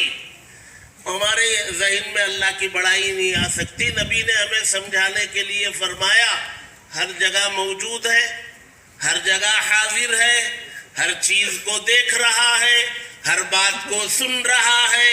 और कुरान में भी अल्लाह ने जहाँ अपना तारुफ फरमाया, उसमें अल्लाह तबारक व तआला ने हर चीज़ के आलिमुल गैबी व शहादा, और आयतुल कुर्सी के अंदर भी अल्लाह तबारक व तआला ने फरमाया उसका इल्म सारी चीज़ों को मुहीत है। बहुत बड़े हैं, उनकी बड़ाई हमारे ज़हन में नहीं आ सकती। इसीलिए हमारे मजहब में ये तालीम हमें दी गई कि जब हमारे यहाँ कोई बच्चा या बच्ची पैदा होती है तो सबसे पहले उसको पाको साफ करके उसके कानों में अल्लाह की बड़ाई के कलिमात दाखिल किए जाते हैं। सीधे कान में अज़ान पढ़ी जाती है, बाएं कान में इकामत पढ़ी जाती है और दोनों में अल्लाह की बड़ाई है। अल्लाहु अकबर, अल्लाहु अकबर, अल्लाह सबसे बड़े, अल्लाह सबसे बड़े हैं। ये आवाज़ सबसे पहले हमारे कानों में दाखिल की जाती है। फिर जब अकल और समझ आती है, शऊर जागता है, तो अल्लाह के घरों से, मसाजिद से दिन में 5 मरतबा, और इलाके में कई एक मसाजिद हो तो हर मस्जिद से 5 मरतबा ये आवाज कानों से टकराती है, अल्लाहु अकबर, अल्लाह सबसे बड़े। इस आवाज पर कोई बंदा लब्बैक कह के मस्जिद में चला जाता है और जमात खड़ी होने का मौका आता है तो फिर एक बंदा खड़े होकर के वही कलिमात दोहराता है, अल्लाहु अकबर, अल्लाह सबसे बड़े हैं। जब इकामत मुकम्मल होती है और इमाम नमाज शुरू करते और तकबीर तहरीमा बांधते हैं तो फिर वो बुलंद आवाज से कहते हैं, अल्लाहु अकबर, अल्लाह सबसे बड़े। फिर रुकू में जाएंगे वही अल्लाहु अकबर, सजदे में जाएंगे वही अल्लाहु अकबर। सुबह फजर की अजान से लेकर रात को सोने तक पता नहीं सैकड़ों मर्तबा अल्लाह की बड़ाई, उसकी किबरियाई मेरे और आपके कानों से टकराने का गैबी निजाम अल्लाह तबारक व तआला ने दुनिया में कर दिया। लेकिन हमें उसकी बड़ाई पर यकीन नहीं है। बहुत बड़े, जो चाहते कर सकते जी। जर्रे को आफताब बनाना चाहे जी, पैरों में रौंदे जाने वाले कंकर को हीरा बनाकर बादशाहों के सरों पर रखे जाने वाले ताज में सजाना चाहे वो कर देते हैं। जर्रे को आफताब बनाते हैं, जो चाहते हैं वो करते हैं। बहुत बड़े। हमारा यकीन उनकी बड़ाई पर नहीं है, हमारा यकीन मादियत पर है जी। फुला के पास ताकत है, फुला के पास ये आमिनेशन है, ये हथियारात है, वो बम है, ये है। अल्लाह तबारक व तआला की ज़ात पर यकीन और भरोसा नहीं है। वो सबसे बड़े اور وہ جو چاہتے ہیں کر سکتے ہیں. یہ کلام اس ذات کا ہے اور یہ کلام جس ذات کا ہے وہ جتنے بڑے ہیں اتنا ہی بڑا ان کا کلام. دنیا کے اندر جتنی کتابیں ہوں گی، جتنے کلام ہوں گے، ان سب میں سب سے بڑا کلام وہ اللہ کا کلام ہے. اللہ سے بڑا کوئی نہیں، اللہ کے کلام سے بڑا کوئی کلام. جی اسی لیے میں اور آپ جو ہے اس قرآن پر گھروں میں کہیں اوپر طاق میں رکھتے ہیں. قرآن کے اوپر کوئی چیز نہیں رکھتے، اس کے اوپر کوئی چیز نہیں رکھی جاتی. یہ سب سے اوپر رہنے والی چیز ہے، سب سے بلند و بالا کلام. اچھا یہ سب سے بلند کلام ہے، سب سے بلند کتاب ہے، تو اس کتاب کے بلند کتاب، بڑی کتاب کے پڑھنے والے، وہ دنیا میں جتنی کتابیں پڑھنے والے موجود ہیں پوری دنیا میں جتنی کتابیں پڑھنے والے موجود ہیں، چاہے وہ کسی بھی یونیورسٹی میں ہو، وہ ساری کتابیں انسانوں کی لکھی ہوئی کتابیں، اور یہ کلام آسمان سے نازل ہوا ہے. وہ ساری دنیا میں موجود کتابوں میں سب سے بڑا کلام ہے. تو اس کلام کے پڑھنے والے، دنیا میں جتنے پڑھنے والے ہیں ان سب میں یہ بڑے ہیں. بڑی کتاب کے پڑھنے والے بڑے ہیں، اور بڑی کتاب کے پڑھانے والے دنیا میں جتنے ٹیچر ہیں، لیکچررز ہیں، پروفیسرز ہیں، ان سب میں اس بڑی کتاب کے پڑھانے والے بڑے ہیں. اللہ کے نبی نے ایک حدیث میں اس کو سمجھایا، خیرکم من تعلم القرآن وعلمہ، تم میں سب سے بہترین وہ ہے جو قرآن پڑھے یا پڑھائے. اور یہ عجیب و غریب کلام جو اس کلام کا کام کیا ہے؟ اس کلام کو اللہ نے آسمان سے نازل کیا ہے، اس کا کام کیا ہے؟ اس کا کام یہ ہے کہ جو اس سے جڑے اس کو بلندی پر لے جائے. اس کلام کا کام جو جڑتا ہے اس کو بلندی پر لے جاتا ہے، اور جو کٹتا ہے اس کو ذلیل کرتا ہے. یہ بچے جڑے تو ان کو یہاں بلندی پر جگہ مل گئی، کلام نے یہاں بٹھا دیا ہے، اور یہ پیچھے علماء بیٹھے ہوئے ہیں اسٹیج پر، کلام نے بٹھایا ہے. میں یہاں بٹھا دیا گیا ہوں چیئر پہ، سرخاب کے پر میرے میں لگے نہیں ہیں. جی کلام نے بٹھا دیا ہے، اور جو جتنا جڑے گا وہ اتنی بلندی پر جائے. جس کا رشتہ جتنا ابھی وہ حافظ عثمان صاحب سے ہمارا تعلق تو تھا نہیں، ایک آدھ مرتبہ دیکھا ہوں ان کو میں، باقی بہت گہرائی سے جانتا نہیں، لیکن وہ نہیں ہے، اس علاقے میں تھے، بہت کام انہوں نے کیا ہے. لیکن آج آپ کتنی مرتبہ ان کا نام آپ نے سنا نہیں ہے، وہ پتہ نہیں، اور بھی بہت سارے نہیں ہوں گے جو گزشتہ سالوں میں رہے ہوں گے، وہ آج نہیں ہوں گے، لیکن ان میں سے کسی کا نام نہیں آیا. بار بار ہم یہ عثمان صاحب رحمہ اللہ کا نام سن رہے، بار بار سن رہے. یہ کیوں بار بار نام اتنے بڑے مجمع میں لیا جا رہا ہے؟ کلام کی وجہ سے لیا جاتا ہے، کلام کی وجہ سے لیا جاتا ہے. یہ دنیا میں بھی ہوگا، یہ قبر میں بھی ہوگا، یہ حشر میں بھی ہوگا. دنیا میں بھی یہ کلام آپ کو عزتیں رفعتیں دلائے گا، قبر میں بھی یہی کلام آپ کو کام آئے گا، آپ کو تسلی، حوصلہ. قبر کی تنہائی میں جہاں کوئی نہیں ہوگا، ہمارے بچے مٹی ڈال کے چلے جائیں گے، کیا کریں گے اوپر کھڑے ہو کے؟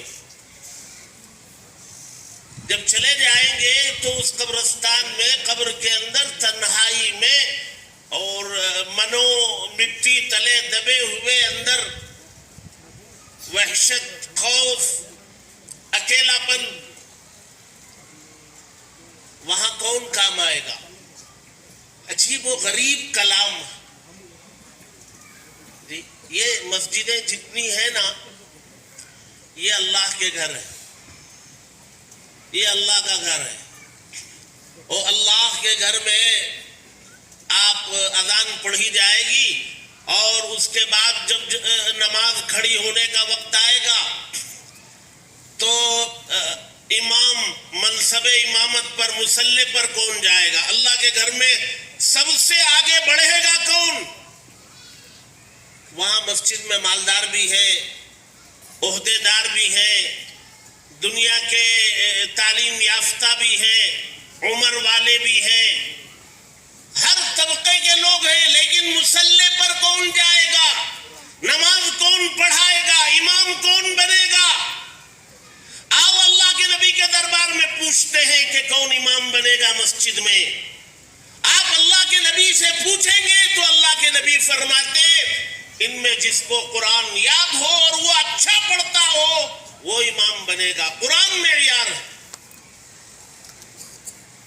دنیا کی کوئی ڈگری اللہ کے گھر میں معیار نہیں ہے. وہ دنیا کی ایک ضرورت ہے، ضرور حاصل کی جائے گی، ڈگریاں ضرور حاصل کی جائیں گی، کرنا چاہیے، لیکن وہ دنیا کی ایک ضرورت ہے، اس ضرورت کے لیے استعمال کیا جائے گا. باقی ہماری کامیابی اللہ اور اس کے رسول کے دربار میں کامیابی اگر چاہتے ہیں تو یہ اللہ کا کلام ہے، یہ معیار ہے. یہ ہوگا تو کامیاب، یہ نہیں ہوگا تو ناکام. اب فرض کیجئے کہ ایک صاحب ہیں، انہوں نے بڑی ڈگریاں حاصل کر لی، وہ ڈاکٹر بھی بنے، ایم ڈی بھی بنے، پھر کسی فن میں اسپیشلسٹ بھی بنے، یا وکیل بنے، بیرسٹر بنے، بہت کچھ ڈگریاں ملی، اور ایک دن دنیا سے جانا ہے، موت آ گئی، مر گئے، تو کیا کیا جائے گا؟ وہ ساری ڈگریاں قبر میں رکھ کر کے دفن کریں گے؟ ایسا ہوتا ہے؟ بولیے. آپ بولیں گے تو میں سمجھوں گا کہ آپ کو دلچسپی ہے، مجھے بولنا چاہیے، نہیں تو میں اپنی بات ختم کرتا ہوں.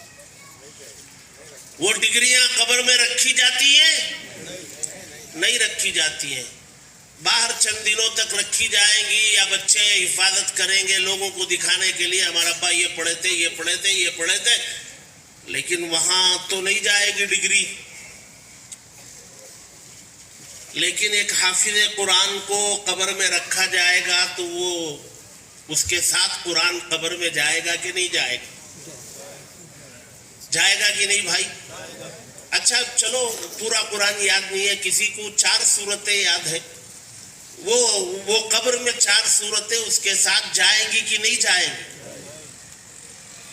عجیب و غریب بات ہے کہ ہمارے ساتھ ہمارے قبر میں جانے والے علم کو تو ہم چھوڑ دے رہے ہیں، اور ان ڈگریوں کے پیچھے پڑے ہوئے ہیں جو قبر کے اوپر رکھ لی جاتی ہے، اور جن کا کوئی کام قبر کے اندر نہیں ہے، نہ آسمانوں میں کوئی کام ہے ان کا.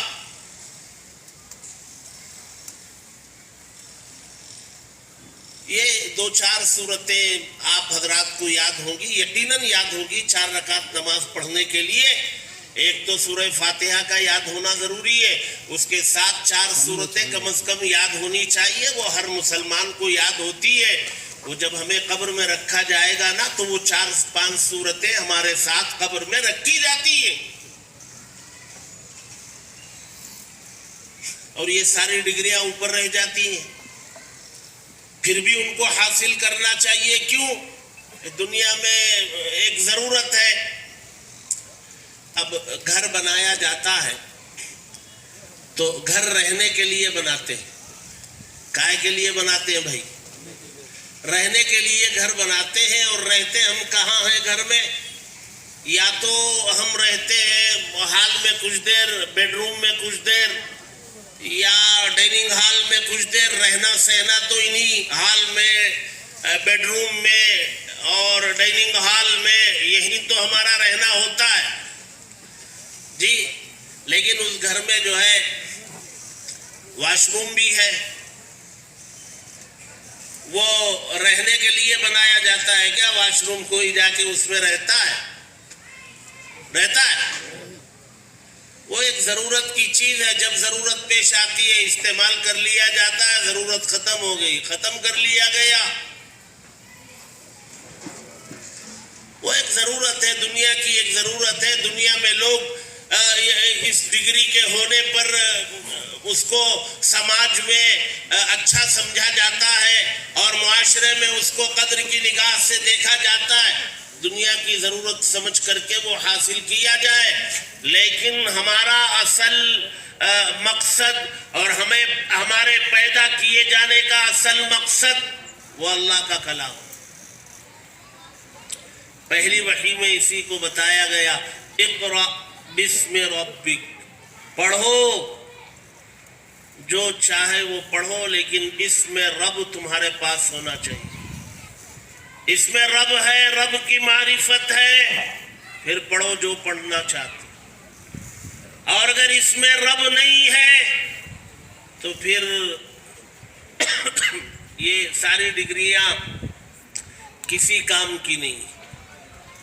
اللہ تبارک و تعالیٰ کا کلام ہے، بہت بڑا کلام، بہت بڑا کلام۔ اگر اللہ نے دے دیا ہے پورا یا تھوڑا سا تو اس کی قدر کرنی چاہیے، اللہ کا شکر ادا کرنا چاہیے۔ اور یہ بہت پاک کلام بھی ہے، یہ کلام بہت، اللہ پاک ہے نا، اللہ بے عیب ہے، اللہ کے اندر کسی قسم کا کوئی عیب نہیں ہے، پاک جی۔ رکعت باندھتے ہی پہلے کیا پڑھتے ہیں؟ کیا پڑھتے ہیں؟ ثنا میں کیا ہے؟ کہاں سے شروع ہوتی ہے ثنا؟ نہیں، مزہ نہیں آ رہا ہے، مزہ نہیں آ رہا ہمیں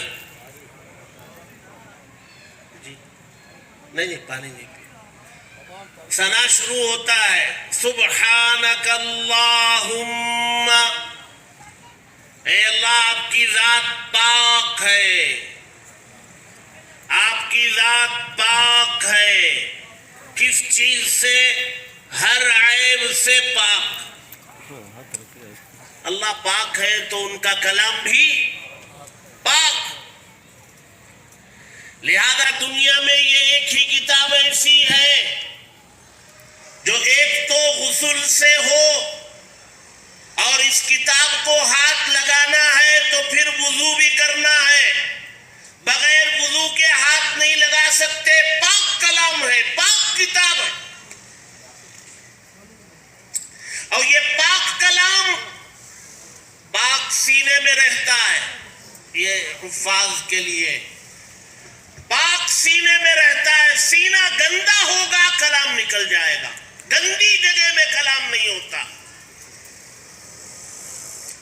آپ کو اگر موت تک قرآن یاد رہنا ہے تو آپ کو سینے کو پاک و صاف رکھنا ہوگا، گناہوں سے بچنا ہوگا، دل کی بیماری، جو دلوں کی بیماریاں ہیں ان سے بچنا ہوگا، فسق و فجور سے بچنا ہوگا۔ پاک کلام گندگی کے ساتھ نہیں رکتا۔ ہمارے پاس بہت سارے آتے ہیں اور آ کے بولتے ہیں حضرت میں 40 دن گیا تھا جماعت میں، بڑی مشکل سے 4 سورتیں یاد کیا، بہت محنت کیا حضرت، 4 سورتیں یاد کر کے آیا، اور آ کے 8-10 دن ہوئے، ابھی وہ بھول رہا ہوں، مجھے یاد نہیں ہے، پڑھنے کھڑا ہوتا ہوں نماز میں بھول جا رہا ہوں، سورتیں یاد نہیں ہو رہی ہیں۔ کوئی وظیفہ بتاؤ، کوئی طریقہ بتاؤ۔ تو ہم ان سے پوچھتے ہیں طریقہ وظیفہ بتانے سے پہلے میرے سوال ہے، اس کے جواب دے دو، سچ جواب۔ جھوٹ بولیں گے تو علاج نہیں ہوگا، سچ جواب دو گے تو علاج ہو جائے گا۔ یہ وعدہ لے کر کے پوچھتے ہیں بھئی ہمیں یہ بتاؤ کہ ان کے آنے والوں کی عمر کبھی 50 ہوتی ہے، کبھی 55 ہوتی ہے، کبھی 60 ہوتی ہے، تو ہم ان سے پوچھتے ہیں آپ کو کوئی گانا یاد ہے؟ اب وعدہ لے لیا گیا ہے، سچ بولنا ہے، ان کو علاج بھی کرانا ہے، تو بولتے ہیں ہاں یاد ہے، سناؤ. تو وہ گانا سناتے ہیں مگر وہ ٹیون میں نہیں سناتے. ہم نے کہا نہیں ٹیون میں سناؤ. کیا ٹیون میں؟ تو وہ کوئی گانا سناتے ہیں. ہم پوچھتے یہ گانا کب کا ہے؟ کہا یہ جب ہم اسکول پڑھتے تھے بچپن کا گانا. اچھا کتنا یاد ہے؟ کہا پورا یاد ہے. اچھا آپ نے اس کو یاد کیا تھا؟ کہا نہیں یاد نہیں کیا. پھر کیسے یاد ہو گیا؟ سن سن کے یاد ہو گیا. اور آپ جماعت میں جا کر کے 4 سورتیں یاد کی تو اس کے لیے کتنی محنت کی؟ بہت محنت کیا. وہی 4 سورتوں کے لیے محنت کیا یاد کرنے، اور وہ آپ کے ذہن و دماغ میں محفوظ نہیں نکل رہی ہے. اور یہ گانا آپ نے 40 سال پہلے سنا تھا، یاد نہیں کیا. وہ آج تک یاد ہے اور آپ اس کو سنا بھی رہے ہیں، ٹیون بھی ہے، سب ہے. نتیجہ یہ ہے کہ آپ کا میموری پاور تو صحیح ہے، قوت حافظہ تو آپ کا صحیح ہے، اس میں کوئی کھوٹ نہیں ہے. وہ یاد ہے، یہ یاد نہیں ہو رہا ہے، تو اس کی ایک وجہ ہے کہ یہ اللہ کا کلام ہے، یہ پاک کلام ہے، یہ گندے سینے میں نہیں آتا ہے. آپ کا سینہ گندا ہے، پاک کر لو کلام آ جائے گا. جی پاک کلام یاد کرنا ہے تو گناہوں کو چھوڑنا ہے، حسد کو، کینے کو، بغض کو، دوسروں کے مالوں کو ہتھیانے کو، ظلم کرنے کو، بہو کے اوپر. اور بہو کیا ہے آج کل؟ ماں باپ پر ظلم ہو رہا ہے، ماں باپ پر ہو رہا ہے. یہ ظلم کرنے کو، پڑوسیوں کو ستانے کو، لوگوں کے حقوق کو دبانے کو، یہ سارے کام کاروبار میں ڈنڈی مارنے کو، عیب کا مال بیچ کر فخریہ بیان کرنے کو. پتہ نہیں لوگوں نے ان سب کو فن سمجھ لیا. کمال لوگ آ کے فخریہ بولتے کہ ہم نے آج عیب دار مال بیچ دیا، آج جو ہے اتنے KG کی ڈنڈی مار دی، آج یہ کر لیا وہ کر لیا. یہ سب سے بڑا کلام ہے. اس کا کام یہ ہے کہ یہ اونچائی پر لے جاتا ہے. یہ کلام پاک ہے. اس کا کام یہ ہے کہ یہ پاک سینے میں رہتا ہے، یہ گندی جگہوں پر نہیں رہتا. اور اللہ اور اس کے رسول کے دربار میں یہی کلام معیار، اسی کو معیار بنا کر دنیا میں بھی عزتیں ملتی ہیں، قبر میں بھی اور اللہ کے یہاں حشر میں بھی اسی کلام کو معیار بنا کر کے عزتیں دی جاتی ہے، مقام و مرتبہ ملتا. لہذا یہ ادارے یہ دنیا میں موجود اللہ کے اس کلام کی خدمت کرتے ہیں جس کا تعلق زمین سے نہیں ہے، آسمان سے. میں نے قرآن مجید کی مشہور سورہ رحمان کی شروع کی آیتیں پڑھی. الرحمن علم القرآن. سورہ رحمان میں اللہ تبارک و تعالی نے اپنے انعامات کو ذکر کیا ہے. میں نے سورج بنایا، چاند بنایا، سمندر بنائے، اس میں ہیرے موتی رکھے، اور جو ہے بہت سارے انعامات کو اللہ نے ذکر کیا. اور ہر 2 4 5 انعام کے بعد ایک سوال کیا، فَبِأَيِّ آلَاءِ رَبِّكُمَا تُكَذِّبَانِ. اے جنو انس میری کون کون سی نعمتوں کو تم جھٹلاؤ گے؟ یہ سوال کیا ہے. لیکن ان انعامات میں سب سے پہلے جس انعام کو ذکر کیا وہ ہے الرحمن علم القرآن. انسان کی پیدائش کو بھی بعد میں ذکر کیا.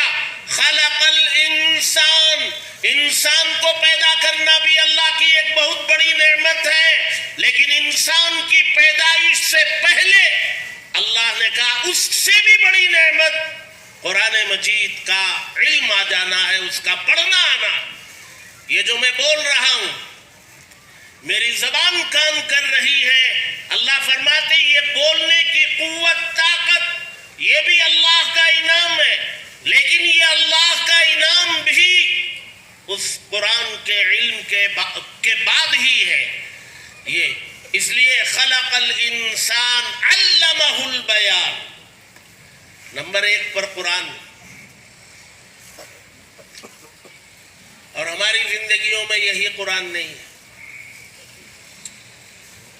جی۔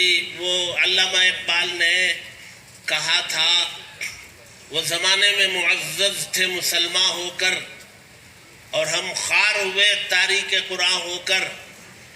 جی وہ صحابہ اکرام، تابعین، تبع تابعین، وہ لوگ، ان کے پاس کیا تھا؟ کچھ نہیں تھا۔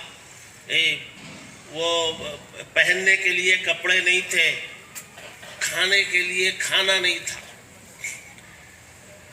کھجور کھا کے پانی پی لیتے تھے، اور ایسے حالات بھی گزرے ہیں ان پر کہ کھانے کے موقع پر ایک کھجور کی گٹلی 7 آدمی چوس لیتے تھے، وہی کھانا ہوتا، وہی ان کا کھانا ہوتا تھا، لیکن وہ معزز تھے۔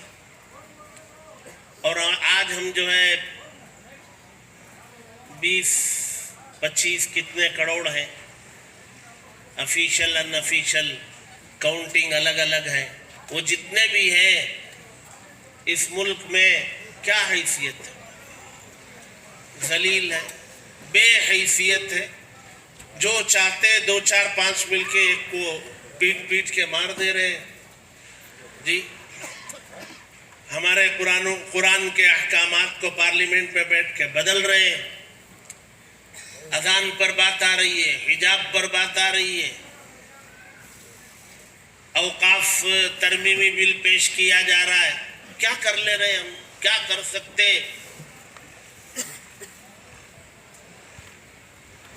ہے بہت بڑی تعداد میں بے حیثیت ہے۔ وجہ کیا ہے؟ وہ جو ہمیں بلندی پر لے جانے والا، جو اللہ نے جو کلام دنیا میں نازل کیا تھا، وہ چھوڑ دیا۔ علامہ اقبال نے فرمایا، تم اور ہم خوار ہوئے تاریک قرآن ہو کر۔ قرآن کے 19ویں پارے کے پہلے رکوع میں اللہ تبارک و تعالیٰ سے ہمارے نبی شکایت کریں گے، اس کا تذکرہ قرآن میں اللہ نے کیا۔ وقال الرسول یا ربی ان قوم اتخذوا هذا القرآن مہجورا۔ ہمارے رسول جو ہے اللہ سے کہیں گے، میرے رب، میری یہ قوم اس قرآن کو انہوں نے چھوڑ دیا۔ اس لیے جن کے پاس قرآن کا علم ہے، ان کو چونکہ سب سے بڑی کتاب کا علم ہے، تو ان کو بڑا تسلیم کرو، ان کی قدر کرو، ان کی عزت کرو، ان کا احترام کرو، اور سب سے بڑی کتاب کی تعلیم دینے والے ادارے یہ مدارس ہیں، ان کی قدر کرو، ان کے اوپر طعنے تنقید کرنے سے اپنے آپ کو بچاؤ۔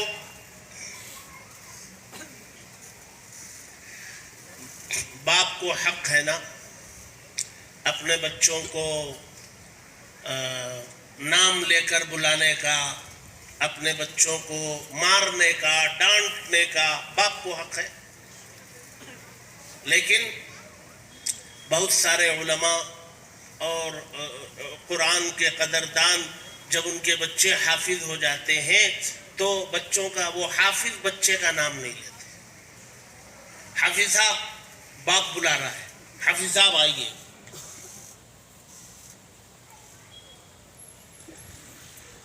جی اللہ تبارک و تعالی نے باپ کے دل میں قدر، باپ بھی نام نہیں پکارا ہے۔ یہ اللہ کا کلام ہے، گھروں میں سب کے رکھا ہے، ہر چیز گھر میں استعمال ہوتی ہے جی۔